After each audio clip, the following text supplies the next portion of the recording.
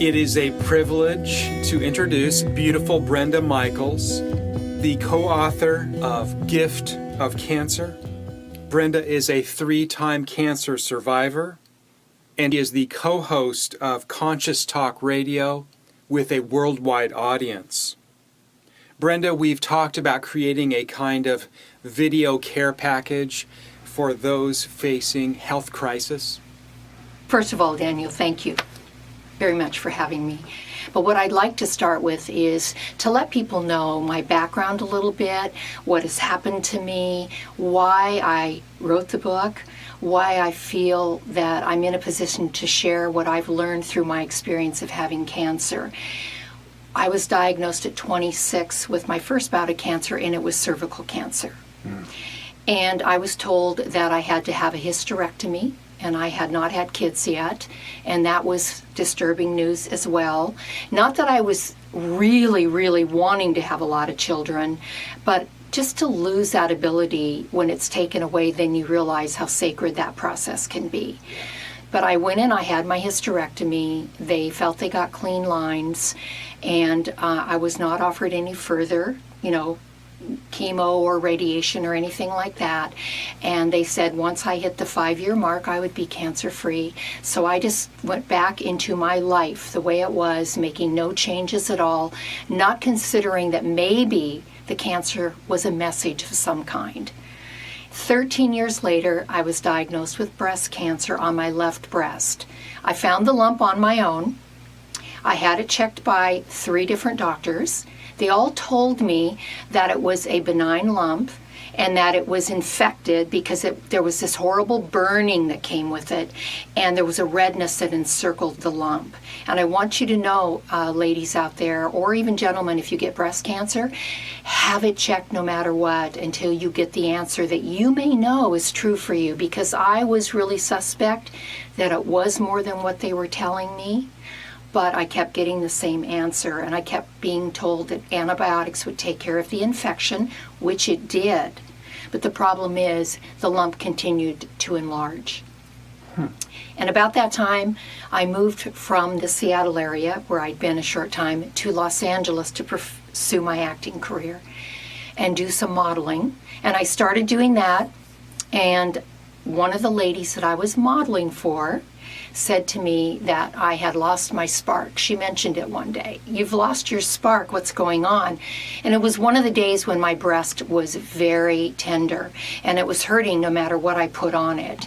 And so I mentioned that to her, and she panicked because she had had a friend die of breast cancer. So she immediately got me in to see a doctor, and he was a breast specialist in Beverly Hills. I was very blessed to get in to see him.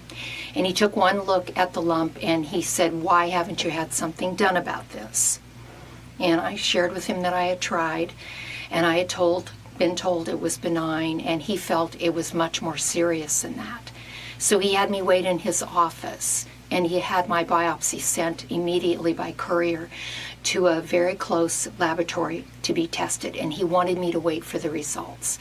And those results, by the way, came about 3.5 hours later. So I sat in his office that entire time waiting to hear those results. And I have to tell you, I was doing a tremendous amount of praying when I was in there, a tremendous amount. I was even on my hands and knees, something I had never done before. And I remember a ray of sunshine coming through a window, and I was like very cold because I was so scared and nervous for the results. And I got there and kneeled in that ray of sunshine, and I felt this energy come over me. To this day, I'm not sure what that was, but I know that it calmed me and it helped me. And not too long after that, he walked in with the diagnosis, and it was definitely cancer. And I was taken in the hospital about a week later, and I lost my left breast. Now that tumor was contained, and there was a little bit of talk of chemo or radiation, but it was decided that that was not necessary. So once again, I go back into my life, not questioning, is there a reason that my body is producing these cancer cells? Is there something more here for me to be looking at? Should I be examining something else? I simply didn't go there. And most of us don't go there. And I understand why. We're afraid. So an entire year goes by, and I am asked to come in for my mammogram on my right breast. Now, I'd had a lump in that breast about 15 years prior to that. I'd had a doctor who was going to aspirate it, but couldn't because it was too deep in the tissue, and I had to go through a procedure where they had to open my breast up and go in and actually surgically get to that lump. And it was, by the way, benign. It was filled with liquid, but it left some scar tissue from the surgery. So in all my mammograms up to that point, they couldn't see through that scarred tissue. But one of the things I learned about breast cancer, it can be bilateral, and it can also lodge in that scar tissue as scar, little benign, they look like tiny dots because I saw them when I had my mammogram done, and they were very suspicious of that. Right. So they took me in, and they had to do a very, very difficult procedure to get down into that tissue. It was deep. But when the biopsy came back, it was cancer. And it had infiltrated my lymph nodes. So you might imagine I had something called systemic cancer. From this area, moved up into my breast area, and now moving through my lymph nodes. So now the diagnosis was pretty dire. My doctor wanted me after surgery to absolutely go in and have chemotherapy. This time there was no option to say no, according to their best, estimation. Yeah, sometimes they want you to start that day. Like, you just go down the hall Yes. and it's on your left, start now. Yes. And I had not wanted chemo all along, but I had not really sat with that. And so I began to sit with it because I had some time before he was going to send me out to see some different oncologists. And he had a couple in mind that might match up with me, which I thought was really wonderful. He was a wonderful doctor, by the way. Long story short, I'm sitting with this, and every time I'm thinking of the word chemotherapy, I'm getting this clenching in my gut. And I mean clenching, almost like I could clench over, Mm-hmm. And I began to look at that, and I began to think, wow, is that a message?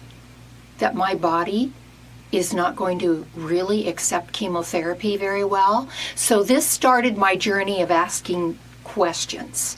Even though it was scary, even though it was terrifying, even though I was devastated, I knew I needed to ask this question and see really if this was really the way for me to go.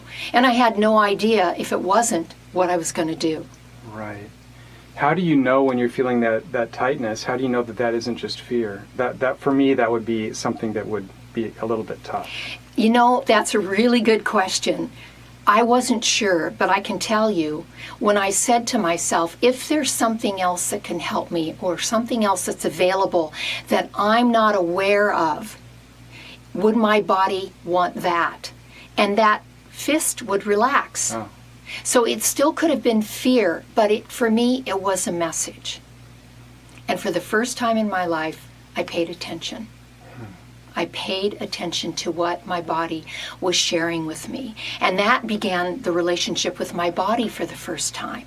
I'd never had a relationship with it. And I don't think most of us do, particularly women. You know, Daniel, as a guy, there are such high standards for women today. Well, that was the same way 30 years ago when this was all occurring. And I was living in Hollywood. Yeah, I was pursuing an acting You're career. in the thick of it. I mean, come on. Yeah. And just losing my breast was devastating enough. But to have to go through chemo and lose my hair, that would have been more devastating. But that wasn't really my concern. My concern was, what is the proper approach for me? And I really want to make this point to everyone out there. We know what the proper approach is. We have an inner knowing if we will simply pursue it, even when the fear shows up. If we will face that fear, I've learned to breathe through that fear. I've learned to be with it as opposed to try to run away from it or push it away. And when I sit with that fear, the best that I can, and it takes some practice. To breathe into it takes a lot of practice. But if you do it, you can move that fear along. That energy can move through. You know, it's an emotion, it's huge, but it's energy in motion. Let's go a little bit deeper into breathing into fear. I mean, unless you want to tackle that later, but that's got to be important to anyone who's just been told that they have a terrible disease. It's right? incredibly important to be able to breathe into that feeling. And it might sit in your abdomen, it might sit up here, it might feel it's this whole area. If you can get yourself in a position to just start breathing, even if it's very shallow, Right. Yeah. and your intention and your prayer, and I say prayer because I used prayer a lot with my intention.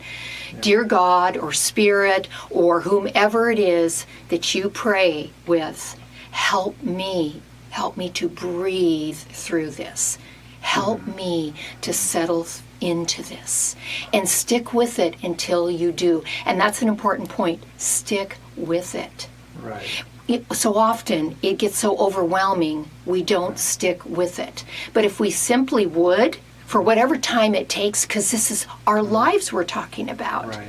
it'll make all the difference in the world. You know, all the things that I practiced are really pretty simple and basic, but it's the consistency of the practice that makes the difference. Beautiful. Consistency is, I tell all my clients, Rob, my husband, and I see a lot of different clients.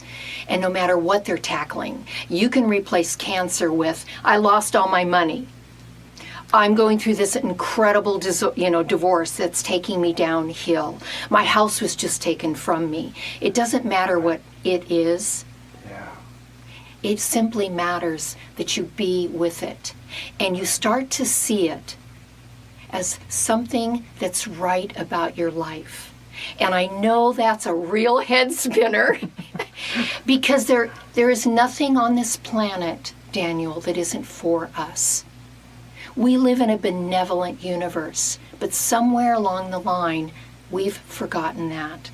We've forgotten who we are as these spirit beings inhabiting a physical body here on this planet, having this human experience, and really coming here to actualize God's presence in human form.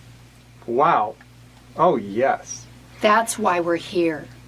So even if it is losing a home, even, we can just fill in the blank, right, with the crisis. Fill it in. We would nevertheless figure out where we're feeling the fear in our body. We breathe through it. Mm-hmm. Okay. And then we ask for guidance. And you can begin to ask questions. I have a dialogue with Spirit, Divine Mothers, who I'm really communicating with, and my beloved Spirit. They're really all one, but however you categorize that, if you do, my prayers and my dialogue are pretty much like talking with you. But I do a lot of breathing into my body, what I want, and then surrendering it over and asking for that or something greater. And then letting it be. And that just takes practice. Right. It just takes your willingness to play there.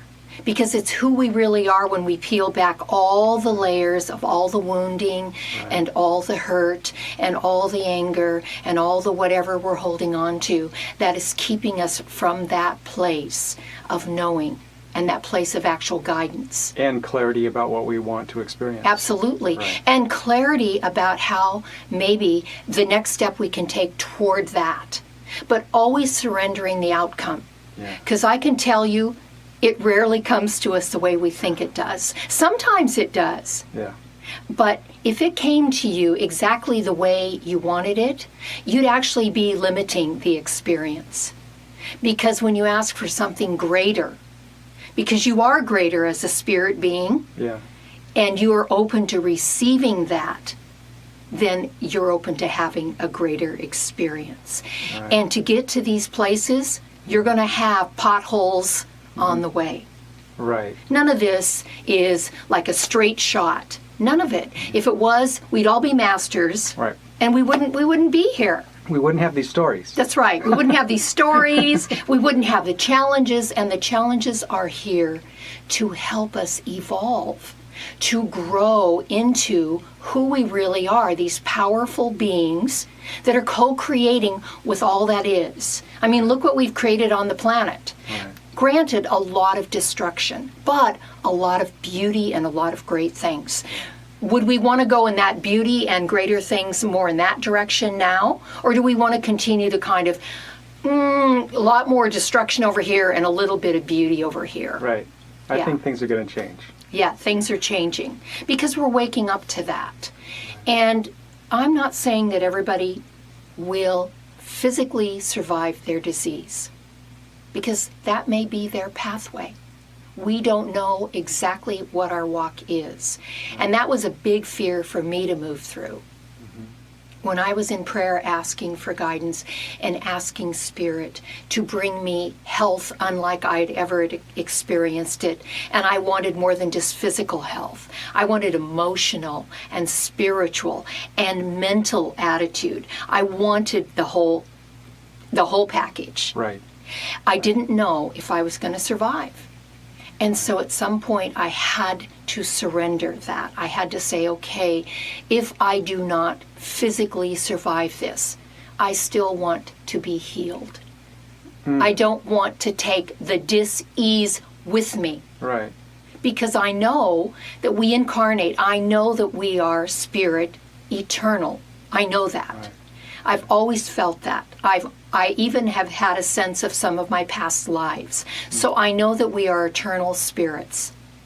And I didn't want to have to work on that one again if I could heal it this lifetime, Right. and then share it with others and help them in any way that I could. So I know it's possible, Yeah. but we don't know what our walk is. But the healing is always available.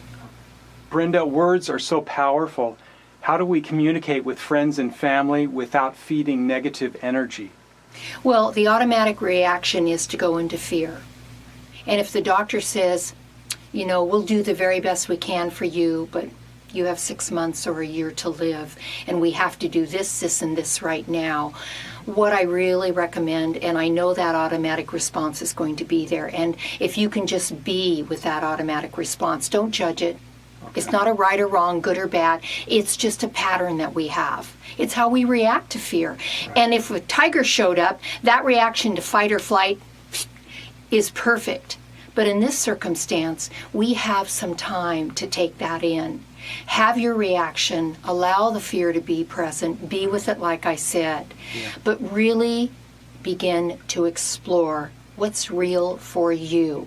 If that's the way you feel you're meant to go, to follow the doctor's guidance, and that feels so right for you, and you will know, then by all means, go with all your heart. Go for it. Right.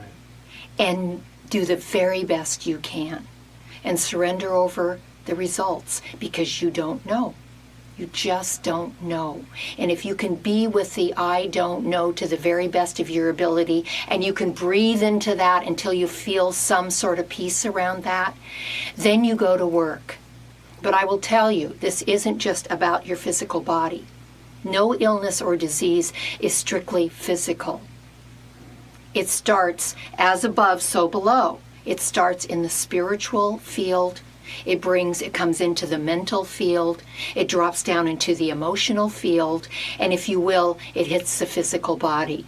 There is an imbalance going on, a dis-ease, a disconnect. And there might be more than one. And so I had actually toyed with the title of my book to be The Final Messenger, because illness and disease is the final messenger. Yeah. It's a message. Yeah. So if you're willing to find out the meaning of that message, instead of going and storing to yourself what a tragedy this is and how bad it's going to be and how your life is never going to be, we make meaning and we make stories. That's how we create. So what meaning do we want to give to this story that we're beginning to create? And what story do we want to tell ourselves and others? Because it's going to become our experience. Good. Can we talk about an example of giving meaning to a negative health situation? I began to explore it as the message. I looked at the cancer. We get to decide how we perceive something. So I decided I could perceive this as a teacher. This illness is here to teach me something. I made that choice. I made that decision. You know, we are deciders. There was sort of an internal shift when I went there. It's like, yes, there's a message, and maybe more than one for me. There's something here for me to learn. There's gold in this somewhere, and I'm going to mine it for all it's worth. And that's what I did. That's the story I told myself. And then I began to create a vision for myself of how I wanted that story to be. The texture, the color, the feel of it. Particularly, how did I want to feel going through this? And I began to write a new vision for my life, a new story. That was centered essentially on this prognosis that would be scary for so many people. Absolutely. Did it go as far as like to now in your life? I mean, did you really just kind of see, okay, I'm going to write a book and I'm going to help people heal? In the beginning, none of that was there, but I still journal today. And so all of this has been my co-creation as I've moved through my life. All of it. And I've known that I have a message to share with those that are ready to hear it. I also know, Daniel, that a lot of people won't be maybe ready to hear this particular message, but I'm saying it anyway. I've lived it, and if it's possible for me, it's possible for anyone. That's why I'm sharing it. Yeah. So, in a sense, with this sort of with this unusual perspective, the illness is like a second chance. It's like you get to tune in and line up with your body, start listening to your body, and get a little bit deeper into the richness of life and what you're meant to experience. And I'm connected to my spirit now, where that was the disconnect. Okay. That was the disconnect. And the dis-ease came from all that disconnect. All the patterns and all the wounding and everything that I ruminated on and that I built stories around, and that was my life. And that was normal for you? Oh, that was normal. That was, yeah. And it's pretty normal for everybody. I mean, we got talk shows today that people come on and that's all they talk about is the tragedy in their life, not looking past that just a little to see that there is purpose in all of it for them. There is something there for them, and it's golden. It will change their lives. It will change their outlook. It will change them into the beings that they truly are. Yeah. Because we're living all those false selves. We're living that every day. Making up stories, living out of balance with who we really are. And when we're out of harmony with who we are, how can we not create disharmony out here and disharmony with the body? Right. We can't help it. So are we always making up stories, or is there one truth that is not story? I mean, Well, there's obviously a greater truth. right. And I'm looking to live that greater truth every day. So I'm always seeking that greater truth for me. Your greater truth is for you. That's my passion. I love it. I live for it. It's why we do our radio show. It's why, Marcia and I wrote the book. It's why I get up and speak to people. I'm passionate about communicating this with people because I led such a miserable life. I was so unhappy before the cancer came. And it's what helped me to crawl out of that hole and into a life that I feel has great purpose and meaning now, beyond what I ever could have imagined. What are common mistakes people make when they're diagnosed and they do have the intention to grow spiritually? They have the intention to see this in a new way? Well, I'll change that and reframe. There are no mistakes. Right. Really. And however they go about it, especially when they allow themselves to be guided, that is perfect for them. There really is no right or wrong way to do this.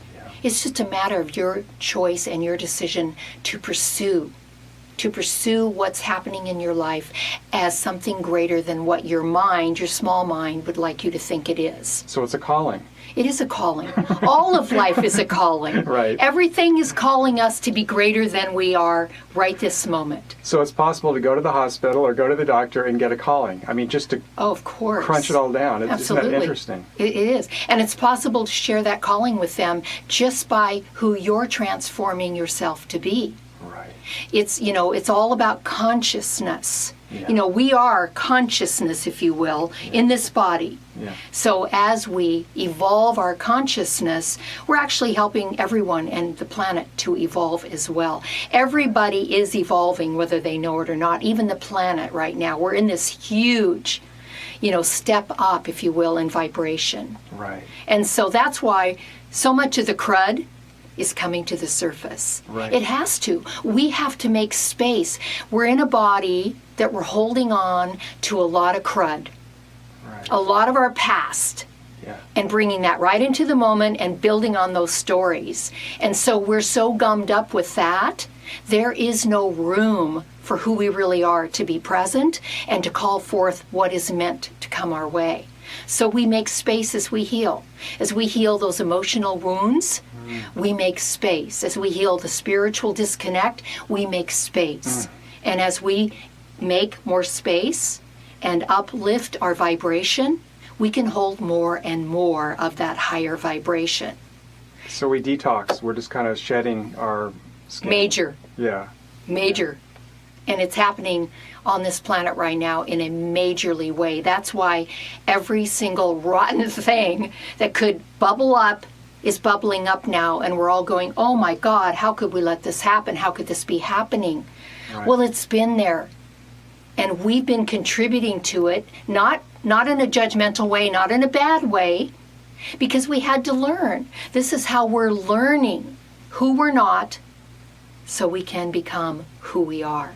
We're like children in this. Yeah. And so there isn't the judgment. I can tell you, if you're going to judge something, yourself or a situation or another person, whatever you're judging is really happening inside of you somewhere that you've shoved in a closet and closed the door, Right. and it's going to stick to you like glue. Right. If you can see it, is, oh wow, I'm really triggered by that. Why? Why is that triggering anger and sadness and grief and resentment and bitterness and whatever in me? Oh my God, it must be sitting in me somewhere. Something hasn't been healed yet. Dive into that. Take that as a message. Explore it from a level of curiosity, not from a level of what's wrong with me, Right. or I need to do this because I need to get to this next level, but simply be curious, be the explorer, Right. be in the mystery. Right. And guess what? The mystery will start to unravel, and it's like an adventure, and it takes you on. You know, we watch all these great adventure movies, and they're all in big potholes all the time, but they end up coming out because they don't quit. Right. They keep exploring. Is it possible to interact with mainstream medicine, as frustrating as it can be sometimes, and to have this positive meaning maker? Like in your book, you mentioned sometimes being left in a waiting room for horrendous amounts of time. Is there a way to have this perspective shining as people are going through? If I was more awake then, I would have taken those times to start breathing in my body, to start getting connected to my spirit, to who I am, to start asking for some peace to come in, to imagine how I want the rest of my experience with this doctor to go. You can use all of that. You just use it. I didn't know enough then. And so what did I do? Which is what we all do. I took it personally. Right. That's what the ego And it became a does. story. And it became a story. And I built on that story, and I charged it with a lot of emotion, Right. a lot of my irritation and anger and frustration. So I built it into something I couldn't help but experience, because Right. I gave it that meaning, and then I put those feelings to it, and I was cooking that recipe, and this is what came out, and then I went, oh crap. Right. We don't like what comes out, but we're the ones that baked the We cake. cooked it up. We cooked it up. We And cooked then- it up and then because we we don't took like it it. personally. Right. We didn't see that there was purpose and meaning in that, and we didn't trust that there was a reason for that. Right. And so you have to learn to build that trust, and you have to learn to surrender to whatever is happening. If you can learn to surrender, if you can allow yourself that grace, and that's what grace is. Surrender. Surrender. Then the rest of the experience starts to, if you will, what's the word? Coagulate? Yeah, into a different scenario. one that you weren't expecting. Right. But then the journey is filled with more grace and ease, and you're getting to learn along the way. And it's great to have those wake-up calls.